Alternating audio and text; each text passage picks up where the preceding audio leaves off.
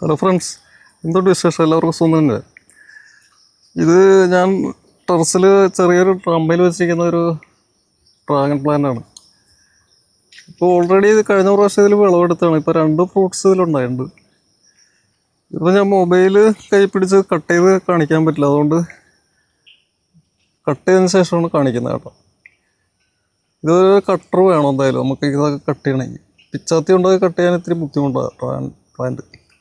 2 സൈഡിൽ നിന്ന് ഇങ്ങനെ കട്ട് ചെയ്തിട്ട് നമുക്ക് കട്ട് ചെയ്ത് മാറ്റാവുന്നതാണ്.